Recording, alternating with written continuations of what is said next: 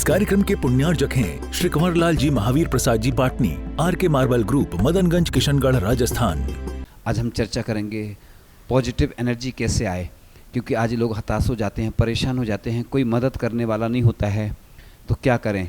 तो सबसे पहले एक मुस्कान अपना सर्वश्रेष्ठ चेहरा पेश करने का सबसे तीव्र तरीका है। इससे मिलनसारिता और आत्मविश्वास का संकेत मिलता है।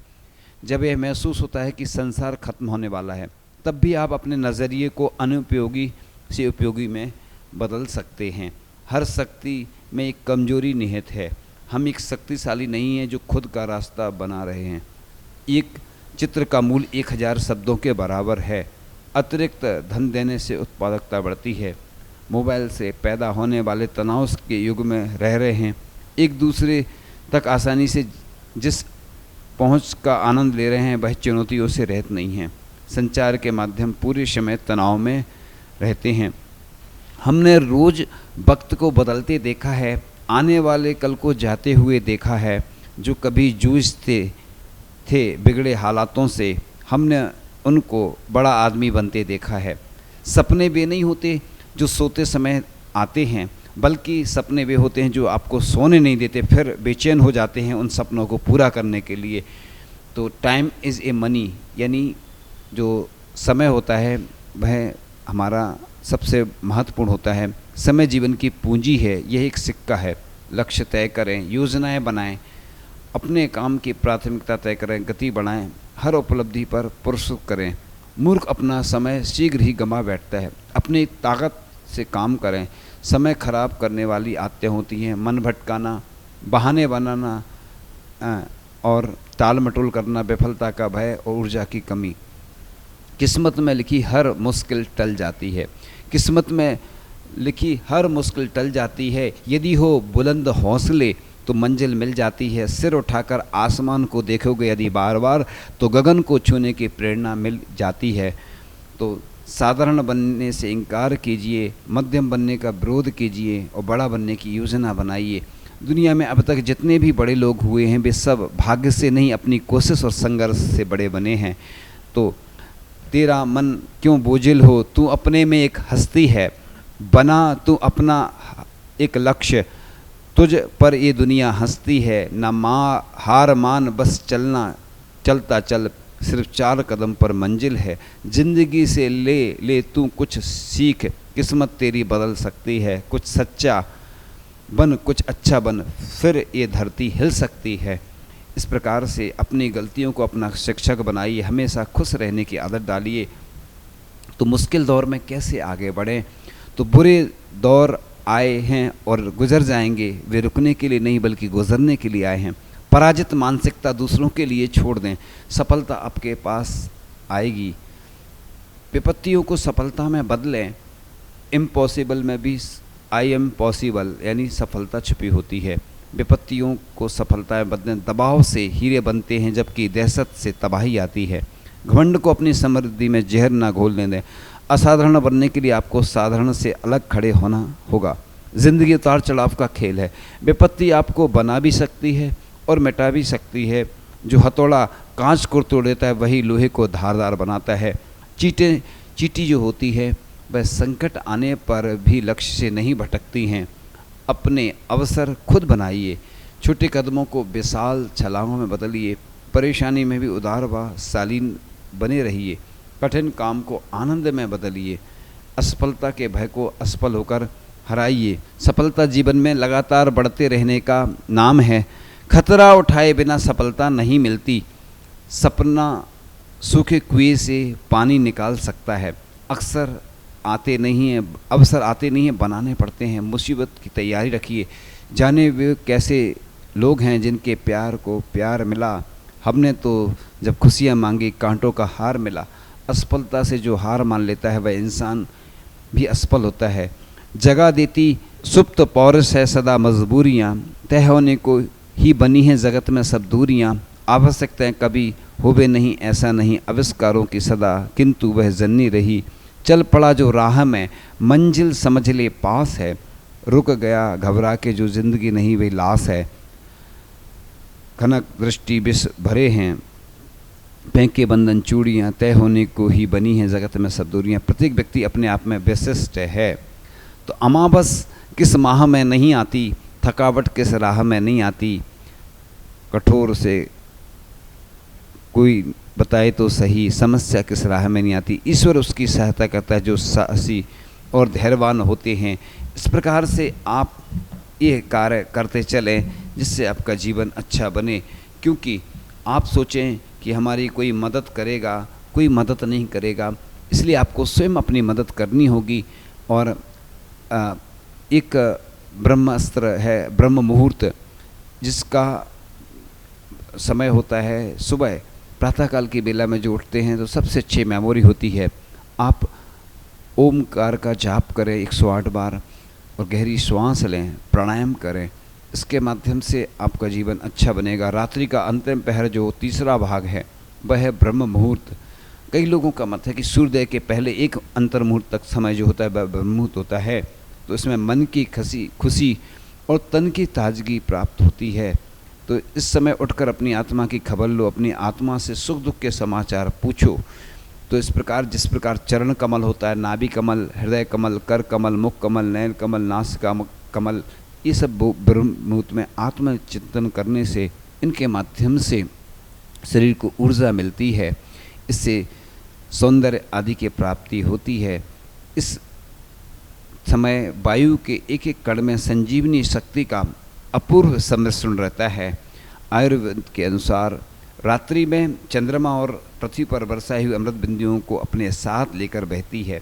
ज्ञान तंतु रात्रि में विश्राम के बाद नव शक्ति युक्त होते हैं तथा प्रातःकालीन एकांत व सर्वथा शांत वायुमंडल में मस्तिष्क एकदम उर्वरक हो जाता है। इसलिए अपन उस समय बहुत अच्छे से कोई भी धार्मिक हो या लौकिक कुछ भी पढ़ते हैं तो वह याद हो जाता है। चारों प्रकार के प्रहरों में 4 प्रकार के व्यक्ति जागते हैं। एक होता है रौद्र प्रहर, राक्षस प्रहर, गंधर्व प्रहर और मनोहर प्रहर। इन्हीं पहले रौद्र प्रहर में सभी जगते हैं। दूसरे प्रहर में 9 से 12 बजे तक सिर्फ भोगी जगते हैं। तीसरा गंधर्व प्रहर है जो 12 से 3 तक होता है, उसमें चोर जगते हैं। चौथा प्रहर है 3 से सुबह 6 बजे तक का। ऐसे मनोहर प्रहर में योगी जगते हैं। यह अंतिम प्रहर शुभ है। इसमें जगने से काया निरोगी होती है, बुद्धि का विकास होता है तथा शरीर को नई नई ऊर्जा मिलती है, मस्तिष्क में अच्छे विचार आते हैं। इसलिए योगियों ने इस प्रहर को शुभ बताया है। अंतरिम प्रहर में भगवान की माता 16 स्वप्न देखती हैं। तो इस प्रकार साधक प्रहर में ध्यान करे, दूसरे प्रहर में आत्मचिंतन करे, तीसरे प्रहर में निद्रा ले, चौथे प्रहर में जागृत होकर साधक साधना के मार्ग पर चला जाए। आयुर्वेद के अनुसार प्रातः 4 बजे से 5:30 बजे तक का समय ब्रह्म मुहूर्त कहलाता है। गर्मी के दिनों में जब लाइट चली जाती आदि तो ये परेशानी आती है। तो जब दवा काम नहीं आती है तो दुआ काम आती है। तो हर सुबह की शुरुआत प्रसन्न मन के साथ कीजिए, आपका पूरा दिन उत्साह और ऊर्जा से भरा रहेगा। जो व्यक्ति सूर्योदय तक भी नहीं उठते उनका तेज नष्ट हो जाता है। सूर्योदय और सूर्यास्त के समय सोने वाले पुरुष सामयिक आदि धार्मिक अनुष्ठान नहीं कर पाते, अतएव उन्हें यह समय सोने में खराब नहीं करना चाहिए। इस प्रकार से मंगल बेला में, प्रातःकाल की सूर्योदय की मंगल बेला में स्तोत्र, मंगल श्लोकों आदि का उच्चारण करना चाहिए, स्तुति पढ़ना चाहिए, क्योंकि यह शारीरिक, मानसिक एवं यौगिक क्रियाओं से मस्तिष्क शीघ्र ही एकाग्र हो जाता है। ब्रह्म मुहूर्त में किए गए जब तब जीवन में बड़ा प्रभाव डालते हैं। जीवन चमत्कारिक बनता है, सौंदर्य में वृद्धि होती है। तो इस प्रकार से कई प्रकार की क्रियाएं जो होती हैं, मांगलिक क्रियाएं, वो होती हैं। इसलिए प्रातः काल की बेला जो होती है हमें विशेष ऊर्जा प्रदान करने वाली होती है। इसलिए हम बस प्रातःकाल की बेला को मंगल बेला में बदल करके अपने जीवन को अच्छा बना सकते हैं।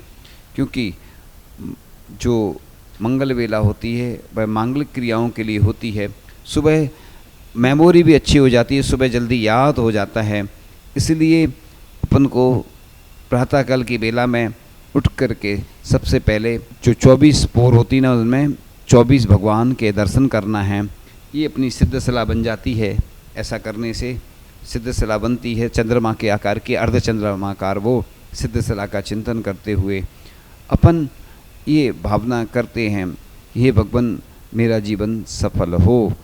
और पूर्व दिशा या उत्तर दिशा में मुँह करके बैठना, चाहे पढ़ने के लिए हो, चाहे हर कार्य के लिए शुभ मानी गई। दक्षिण दिशा शुभ मानी गई है, पश्चिम दिशा मध्यम मानी गई है, इसलिए दक्षिण में पैर करके कभी सोना नहीं चाहिए, क्योंकि जब समाधि होती है उस समय दक्षिण में पैर किए जाते हैं। तो इस पूर्व दिशा में जम्बूद्वीप के भरत क्षेत्र में आर्यखंड की पूर्व दिशा में सम्य शिखर नाम का पर्वत है, जहाँ से 24 तीर्थंकरों का निर्वाण हुआ करता है। और उत्तर दिशा का महत्व इसलिए है कि जम्बूद्वीप के भरत क्षेत्र के आर्यखंड की उत्तर दिशा में अयोध्या नाम की नगरी है, जहाँ पर 24 तीर्थंकरों का जन्म होता है, इसलिए उत्तर दिशा को शुभ मानते हैं। अयोध्या तीर्थंकरों की जन्मस्थली और सम्य शिखर तीर्थंकरों का निर्वाण स्थान होने के कारण से पूज्य है। और अयोध्या का आकार सुपारी के समान और सम्य शिखर का आकार नारियल के समान है, इसलिए दोनों ये हमारे लिए ऊर्जा प्रदान करने वाले हैं। इस प्रकार भगवान की मांगलिक क्रियाएं होती हैं, भगवान के आगे करने से, जाप करने से विशेष पुण्य की वृद्धि होती है। अब आते हैं हम चरण पूज्य क्यों होते हैं। तो चरणों में प्रणाम इसलिए किया जाता है क्योंकि चरण प्रतीक हुआ करते हैं आचरण के। मस्तिष्क उत्तमांग है, लेकिन हम उसे भी प्रणाम नहीं करते। प्रणाम सिर्फ चरणों में होता है, और वह चरण भी उन्हीं के पूज्य होते हैं जिनके पास आचरण होता है। चरणों का दर्शन नहीं होता, चरणों की वंदना होती है। दर्शन तो सर्वांग का होता है, दर्शन चेहरे का होता है, इसलिए किसी शुभ कार्य की शुरुआत के पहले जो मंगलाचरण किया जाता है उसका मतलब यही कि चरण में मंगल है, चेहरे में मंगल नहीं है। चरण छू के लोग प्रणाम करते हैं, चेहरे छू के लोग प्रणाम नहीं करते। चरण से चेहरा बनता है, चेहरा से कभी चरण नहीं बनते, इसलिए हमेशा चरण छूने की कोशिश होना चाहिए, चेहरे छूने की कोशिश नहीं करना चाहिए। तो मंगलाचरण में उन्हीं से मंगल की कामना की जाती है जो आचरण में उच्च हैं, उन्हीं महापुरुषों के चरण पूज्य होते हैं जिनके पास आचरण होता है। चरण मंजिल की यात्रा तय करते, इसलिए चरणों में प्रणाम है। भारतीय संस्कृति ने कभी वैभव की पूजा नहीं की, ना ही किसी रूप को महत्व दिया। भारतीय संस्कृति ने तो त्याग को महत्व दिया, हमेशा आचरण को पूजा, इसलिए यह संस्कृति जिनके आचरण होता है उन्हीं के चरण छूने की बात करती है। तो इस प्रकार ऐसे चरणों की महिमा को गाने में दुनिया भर के अल्फाज भी डाल दिए जाएं तो भी उनका बखान नहीं कर सकते। चरण धूल से बढ़कर जग में चीज कोई अनमोल नहीं, हर वस्तु का मूल है लेकिन इसका कोई मूल नहीं। तो उत्तमांग को प्रणाम नहीं करना, नींव को छोड़कर केवल ध्वजा को नमस्कार करता है, बस शायद सही को बुला देता है कि आधार हैं पैर, आधार है नींव, आधार है जड़ जो सारे वृक्ष को सिंचन देती है। यदि पत्तों को सींचेंगे, फूल को सींचेंगे तो पौधा सूख जाएगा, जब तक जड़ का सिंचन नहीं होगा कुछ भी नहीं होगा। पैर आचरण से युक्त चरण की धूल इतनी पवित्र होती है जिससे जन्म जन्म के रोग मिट जाते हैं, जिनके स्पर्श से पत्थर भी पार हो जाता है। जन्मों का पुण्य आता है तब कहीं प्रभु और गुरु के चरण छूने का, स्पर्श करने का सौभाग्य मिलता है। इस प्रकार हमारे शरीर में प्राण विद्युत है, घर में बिजली विद्युत ग्रह से आती है, उससे कनेक्शन जुड़ा होता है। व्यक्ति बटन दबाता है, स्विच ऑन करता है, बल्ब जल जाता है, घर आलोक से भर जाता है। हमारे शरीर में भी प्राण वायु है, बिजली है, जिस अंग को बिजली छूती है वह अंग सक्रिय हो जाता है, बिजली बंद हो जाती है, शरीर लड़खड़ा जाता है। इस प्रकार से पैर शरीर का आधार हैं, इसलिए चरण छूने का ये प्रसंग हर ग्रंथों में, प्रत्येक ग्रंथों में मिलता है। इसलिए अपन को जो भी क्रियाएं करना है वो इसी प्रकार से करना है। अब बात करते हैं हमारे जो वस्त्र हैं वो कैसे हों। तो स्नान के बाद ऐसे कपड़े पहने जो कटे फटे ना हों, क्योंकि उमा स्वामी श्रावकाचार्य में लिखा है कि जो कटे फटे वस्त्र पहनता है उसके जीवन में हमेशा अमंगल आता है। तो इस प्रकार से सफ़ेद वस्त्र अच्छे माने गए हैं, शुक्ल ईर्ष्या का प्रतीक है, शुक्ल ध्यान का प्रतीक हैं। और जब भी मंदिर जाते हैं तो अच्छे सात्विक वस्त्र पहनकर जाना चाहिए। जिस प्रकार से वकील की ड्रेस होती है, डॉक्टर की ड्रेस होती है। एक बार एक व्यक्ति जिसकी उम्र ज़्यादा थी और अपने लड़के के वस्त्र पहन कर गया। उस दिन उसको बहुत क्रोध आया। उसने चिंतन किया कि आज मुझे क्रोध क्यों आया। उसने फिर सोचा कि अपने लड़के के कपड़े पहन कर गया था, इसलिए मुझे उसको लड़के को क्रोध आता तो मुझे भी आया। उसने फिर वस्त्र चेंज किए तो उसका क्रोध कम हो गया। जिस प्रकार डॉक्टर भी अपने वस्त्र पहनता है, इसी प्रकार से हमारी मंदिर की ड्रेस अलग होना चाहिए और हथकरघा के वस्त्र उपयोग करना चाहिए, क्योंकि अन्य वस्त्रों में मटन टैलो नाम का अशुद्ध पदार्थ रहता है, हथकरघा के वस्त्र शुद्ध होते हैं। दो जोड़ी वस्त्र हमेशा रखना चाहिए, एक मंदिर के लिए, एक आहारदान के लिए। कभी भी कहीं जाते हैं तो आहारदान के और मंदिर के दोनों साथ में ले जाना चाहिए, वो मांगलिक माने जाते हैं। इस प्रकार से आप लोग जो ड्रेस होती है, जो वस्त्र होते हैं, तो मंदिर में अच्छे वस्त्र पहन कर जाते हैं तो विशुद्धि बढ़ती है और शुद्धि। तो मंदिर में कभी भी ऐसे कपड़े नहीं पहने जिनसे मंदिर में झुकने की स्थिति नहीं बने।